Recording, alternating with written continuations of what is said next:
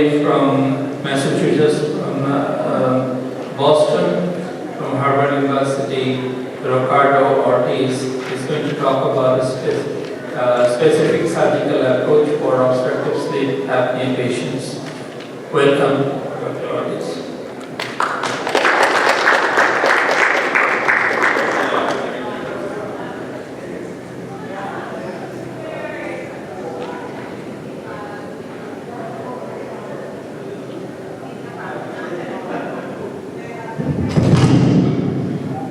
Hello? Everybody can hear me? Alright, so I'm going to try to keep it as simple as I can because I know everybody's tired. Okay? Like I said, I'm Dr. Ortiz. I did all my training, DMD and MD at Harvard University, Massachusetts General Hospital. I went active duty to the Navy. I retired from the Navy in February, and I'm the facial trauma surgeon at TMH. So sleep apnea, as we know, and this probably was discussed earlier, around 20 million from American suffer sleep apnea, about 5% of the population. And for us as a surgeon, obviously this is more common in 40 to 60 years, increases with age, and is most common in male than female.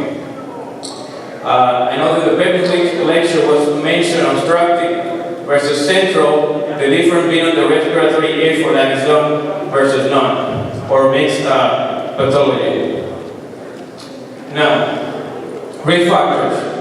Very important, obesity, and this obesity is more where it's located at as far as the anatomy, and we will touch on that later.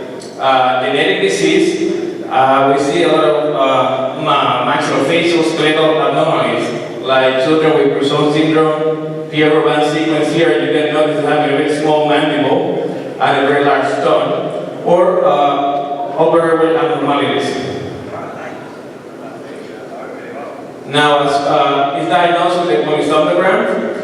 We do a lot of different scales because we like to do this before surgery and after surgery so we can see how the patient actually feels in addition to the polysomnograph.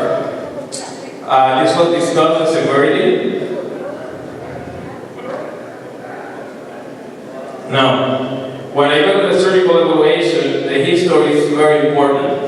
And it's not only the OSA history or sleep history, it's also the medical history, because usually the patients of sleep apnea are older patients that have other comorbidities versus the typical patient that have maxillofacial skeletal anomalies.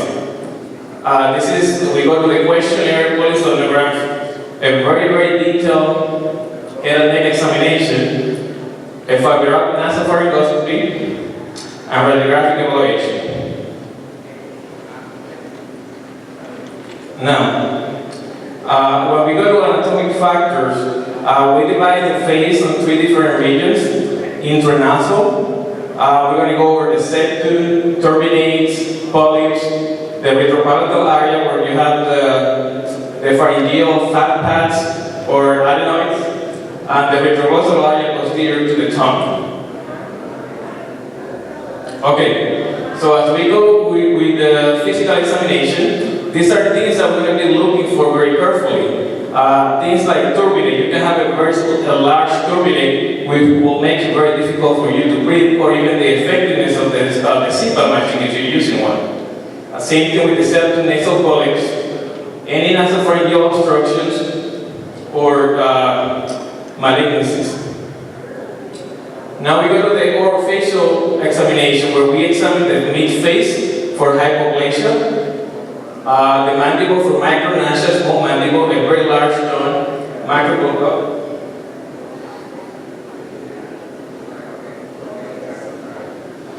Microglossia, very large tongue, the lingual tonsils, and we go to the soft palate region and we look at the soft tissue on that area.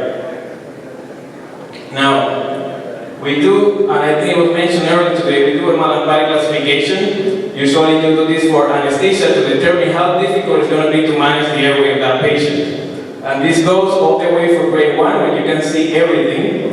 You see the tonsillar pillars, the adenoids, the uvula, to level 4 when you only see the hard palate. Okay, so obviously this is a more complicated, difficult airway versus this one right here.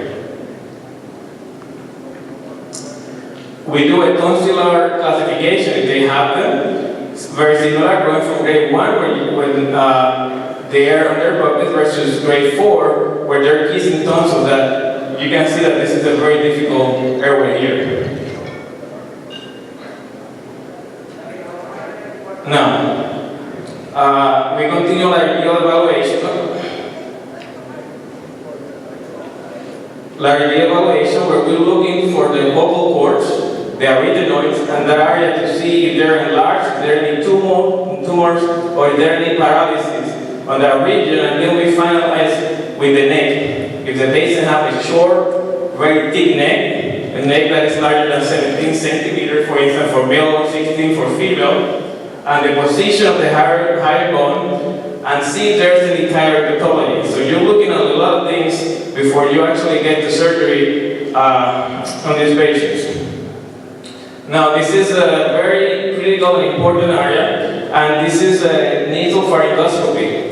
Basically, you take a fiber optic scope and you put it to the patient's nose, and you're going to have the patient breathe in with a closed mouth, and you close the nose.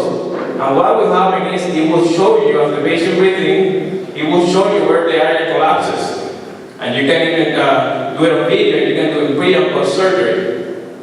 And from there, Fujita did this classification, which is very important for ENT and maxillofacial surgery, where he classified if the problem was just on the oropharynx here, it was a mixed problem. Oropharynx and hypopharynx here, you have a long soft palate and you have a large tongue that is collapsing the airway, or it was the hypopharynx only. So now, most of the cases is multi-regional, it's in different areas, multiple areas. Now, then we start getting to the X-ray part, and we do cephalometrics. And I will show you why. This is very, very important, very easy to do. You can do it in your office. You don't have to send the patient for a CT scan. And it has a high degree of predictability. And you can have the patient move the jaw forward, like that, protrude the mandible, and it will show you how the airway changes before you do any surgery. This is how the cephalometric works here. You have different areas. This is SNA, which is the cranial base related to the maxilla. So this is the cranial base related to the upper jaw. So you can measure the angle to see if the patient have a prognathic upper jaw or they have deficiency of the upper jaw. All right. The SNB is similar with the lower jaw. It gives you the posterior airway space where usually the collapse is. And you can measure the soft palate length and the length from the mandible to the height. And all those numbers are going to give you a good predictability of what the end result is going to be. This is an example here, the patient baseline. And you can see, look at the airway, how thick that is. Now the patient protrude, move the jaw forward, and look at how it's the airway now. Okay, so that will be what you're attempting to do with the surgery. So it went from 5.1, the airway measurement, the posterior airway space, to 13. More than double. Just like protruding the jaw forward. Now, we also at the Mass General do computed tomography where we have this protocol that allows us to get a lot of information. And once again, we do it pre-surgery and we do it after surgery, several months after, and then we do it several years after to see how it changed. Here we're looking at the airway, and it's allowed you to see a three-dimensional view of the airway. This is a patient with the RDI of 65, so that's a severe sleep apnea, with the O2 saturation, the lower, the nadir going to 71, and a BMI of 31, which is significant, but it's not terrible for the type of patient we see. Okay, so here we get the volume of the airway. Look at that patient with severe sleep apnea. Look at the volume here, it's 8.8 milliliters compared to the normal, which is 12. The airway length, 90. So very long and narrow airway. That means a lot of resistance to the airflow. Look at that, this is normal. So surface area here, and cross-sectional area. the cross-sectional area for this patient is 98 when the baseline and normal is 179. So you can see all the information that you're getting from that two-dimensional scan on this particular patient. I know I'm going fast because I know it's late, so I don't want to keep you here for too long. So you see that principle of moving the jaw forward is what causes the development of these devices. So you saw from that cephalometry how you can open the airway just by moving the jaw forward. So these devices, I don't know if this is not surgery, but a lot of dentists or sleep doctors use this where they have this device that makes you posture forward the mandible. So you put it on when you're going to sleep, and that opens your airway a little bit. But that's more for very mild cases. Now, this can cause a lot of trouble because it can change the occlusion how your teeth fit together. It can affect your total joint. And I've done a lot of total joint reconstruction from patients that use this over time for many years, and it really damages the joint. So we're doing a lot of research on that to see what's happening there. This other one here, what it does is pull the tongue forward while you're sleeping. So it's a device that grabs the tongue, maintain it forward while you're sleeping, so it prevents the collapse of the tongue posteriorly. Now, let's get to the surgery now. So when you do surgery? You do surgery when the patient cannot tolerate CPAP, which is very frequent. You do surgery when they have extremely severe sleep apnea that is causing so many cardiopulmonary dearrangements that you either get the surgery or you're not going to live too long. The surgery is based on 3 types. You either reduce the soft tissue of the airway, the pharyngeal space, you decrease the amount of soft tissue there. That's one option. You can expand the skeleton. That's maxillofacial advancement. Or you can bypass the whole obstruction. That's what you do here. This is a tracheostomy. So you do that on the trachea, you're bypassing all the obstruction. So now the patient doesn't have sleep apnea anymore. It's 100% curative as long as it's obstructive sleep apnea, not a mixed or central defect. Alright, so it bypasses that. Now, obviously, they have a lot of psychological problems for the patient. It's not easy to take care of the tracheostomy. You get frequent infection, frequent bleeding. It can really cause tracheostenosis, or it can erode to the great discs of the neck and create a fistula that can kill you. So this is serious business when you get to this point. So you don't want to get there unless you really have to.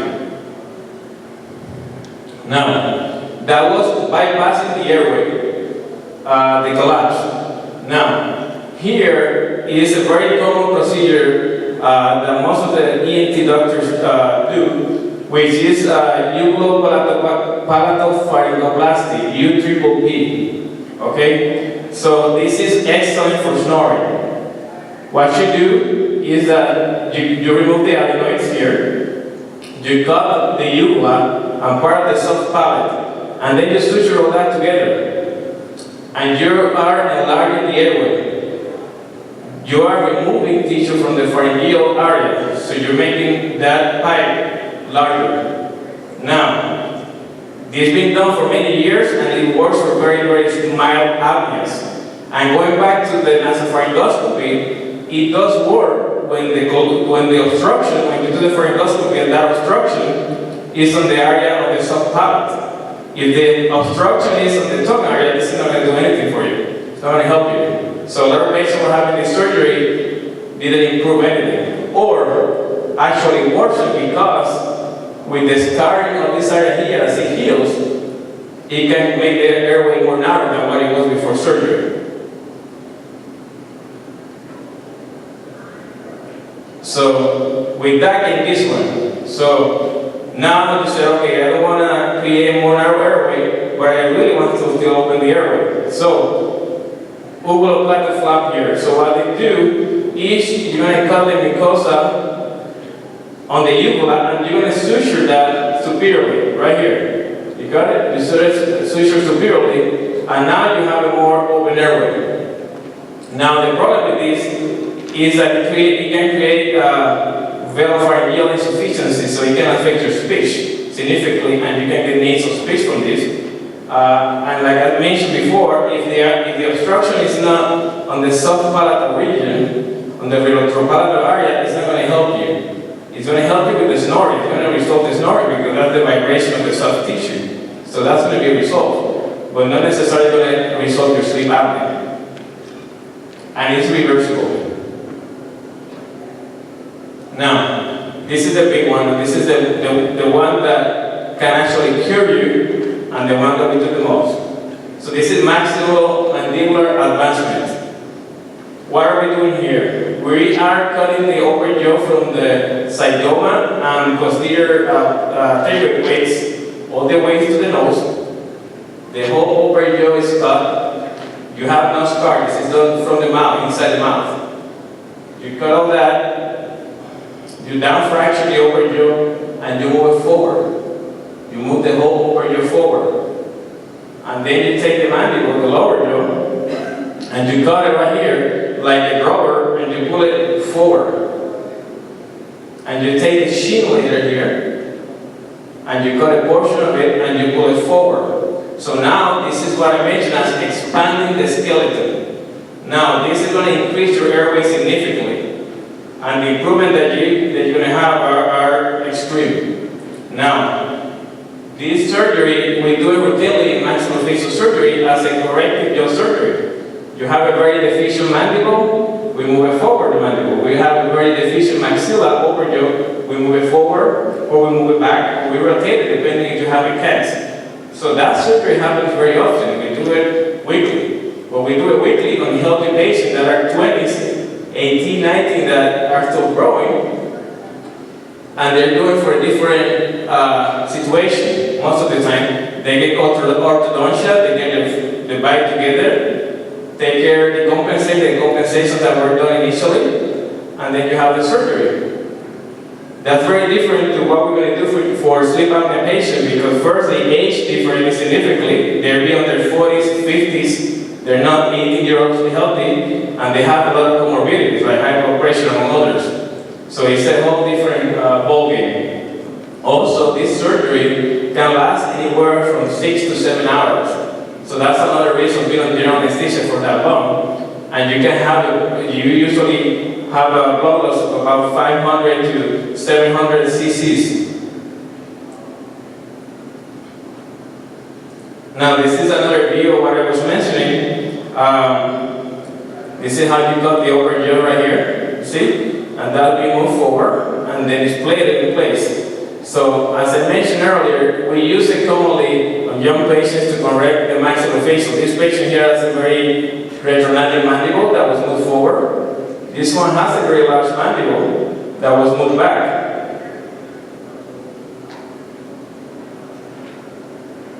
Now, maxillofacial advancement for sleep apnea was initially seen by Dr. West in 1979. That's different than orthodontic surgery. Orthodontic surgery we've been doing for over 100 years. But for sleep apnea per se, and looking at that, it started in 1979. Dr. Riley, I will show you one of the landmark articles that he did. And the surgery is called bimaxillary advancement, which is a left forward, which is moving the upper jaw forward, and the bilateral sagittal osteotomies of the mandible. This can address the airway of multiple sizes. Multiple sites. Like I mentioned, the area posterior to the soft palate and the area posterior to the tongue. So it addresses the airway in every region. Now this is one of the articles from Dr. Riley, which is a landmark study because we still call it the Stanford Protocol. So every time our literature you refer to the Stanford Protocol, are you following the Stanford Protocol or not? So what they did a two-phase. The first phase was soft tissue surgery. As I mentioned, U-triple-B, minimize the soft tissue in the area and open the airway that way. Now, if that doesn't work, then you go to the maxillofacial advancement. So what they realized is that the severe patients, or moderate to severe, they were doing all this unnecessary soft tissue surgery before they actually got to the surgery that they needed. So now, instead of following this protocol, if the patient is severe, you might just go directly to the maxillofacial advancement.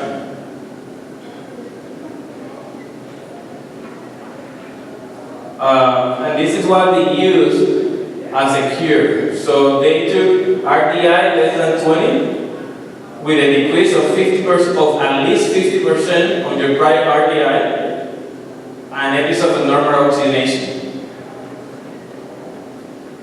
So when he did that, they found out that 97% of the cases that were having the maxillofacial advancement were cured, totally cured, based on that RDI less than 20. So if you use RDI less than 20,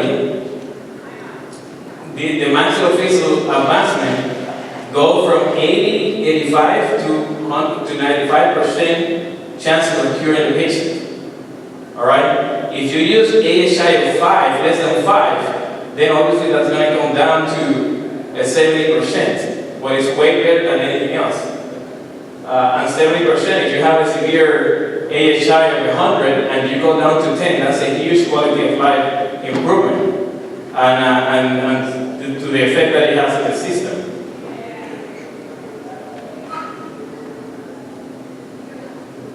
Now this is another meta-analysis that included multiple articles, and in this case the success of maxillofacial advancement was 86% in 627 patients that were cured.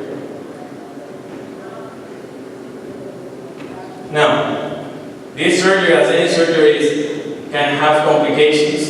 So one of them is most patients are going to have bilateral numbness of the lip. It's going to be numb. When you do this surgery in a 20-year-old, they recover totally the sensation of the lower lip. But in this case, because you are expanding that so much, you're talking about 1 centimeter of movement forward or more, the nerve is going to be very stretched. That mandibular nerve is going to be very stretched. So definitely clear that the patient has a paresthesia, so he's going to have some abnormal sensation or numbness on the lip. Relapse can happen. Sometimes you try to advance too much for the benefit of the patient, and the soft tissue is going to pull that bone back, so it's not going to allow you to do that. Aesthetics or cosmetics is a big consideration. Sometimes, and most of the time, when you do the bimaxillary advancement in somebody that is 40 or 50, you're doing kind of like a reverse facelift. Facelift, you take the tissue and you pull it back towards the bone. So maxillofacial advancement, you are moving the skeleton forward towards the tissue. So you get the effect of the facelift and you look a little bit younger afterwards. But also, on the same token, when you're moving the upper jaw and the lower jaw so much forward, you might not look too well. So you have to really take cosmetics into consideration, and it's a balance.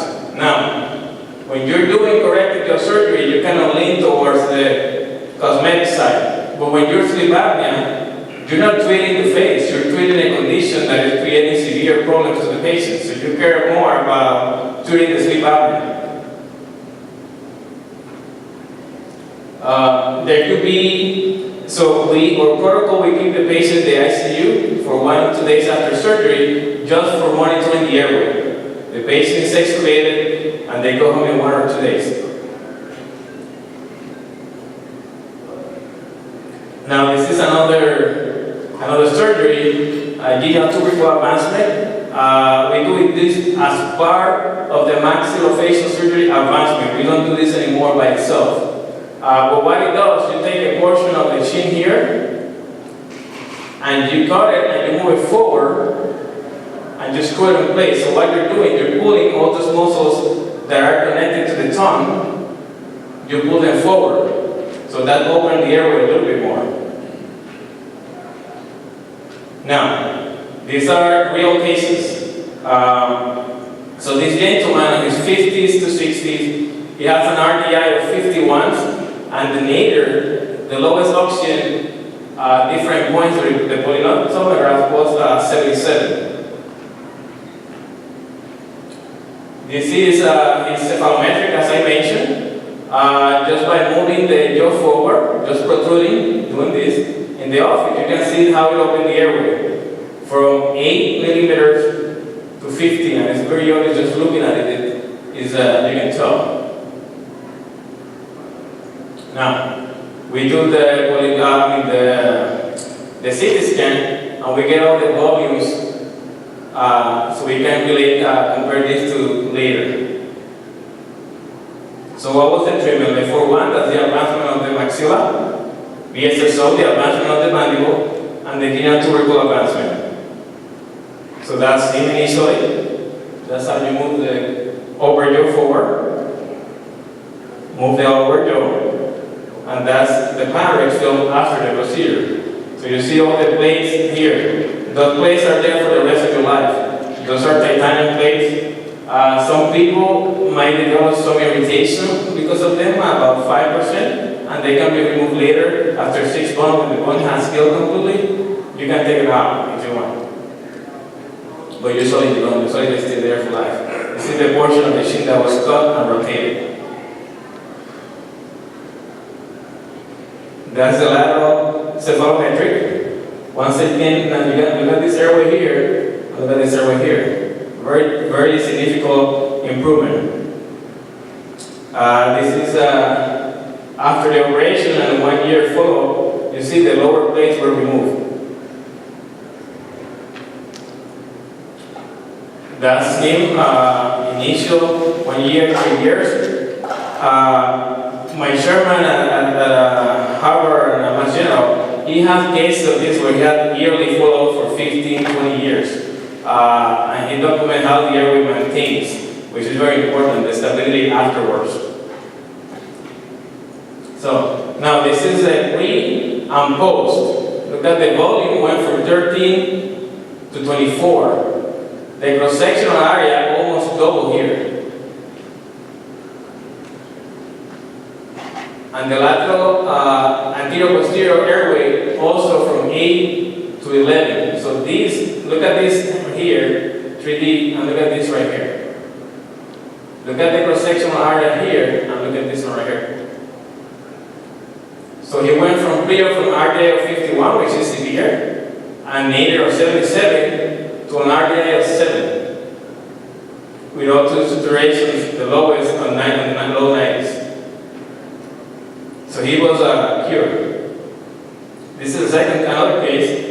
Very similar patient, a lot of short neck with a lot of soft tissue on the neck.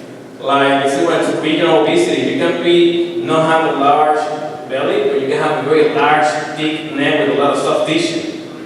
That's the one that is close to sleep apnea, and it's not the one anywhere else. So once again, his RDI of 100, BMI of 50. Obviously, as we plan the surgery, we try to get him to lose a little bit of weight because doing surgery on an obese patient is not easy, and the recovery takes a lot longer. And if they lose weight, it's going to benefit everybody in the process.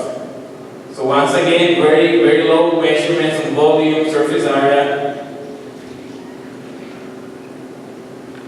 Now his diagnosis was he had bimaxillary retrognatism, so his upper jaw and lower jaw will not properly develop. Severe sleep apnea RDI at 100, and the treatment plan is similar, but it was advanced a little bit more. The first one was at 10, this one was 12 millimeters. And this is the pre and post. Once again, look at the airway changes here.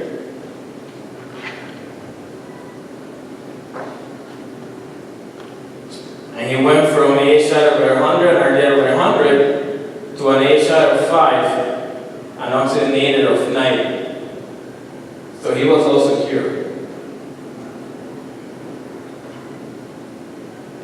This is, once again, pre and post, where you can see, look at the volume change from 6.7 to 19. Look at the airway here. Look at this right here, the cross-sectional area compared to this. The other benefit of the surgery is that the surgery puts the soft tissue under tension. So if the tissue is on tension, it's very unlikely it will collapse. Okay, adjunctive procedures. Sometimes you have a deviated septum that doesn't need to be moved to the center, so it allows you to breathe better. That's not necessarily because of your sleep apnea, but it will help you to some degree. The same for the turbinates, the tongue, or the soft tissue procedures.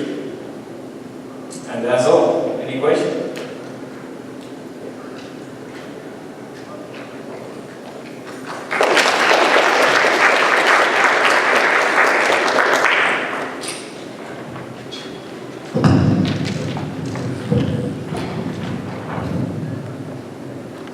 Thank you very much.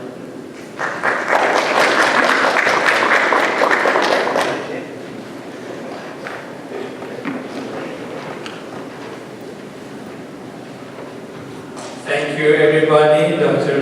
Ortiz, thank you for your excellent presentation. Any question for him? No? All right. So we're going to finish today, and then tomorrow we're going to have early breakfast. Our lecture will start from 9 o'clock. Thank you again.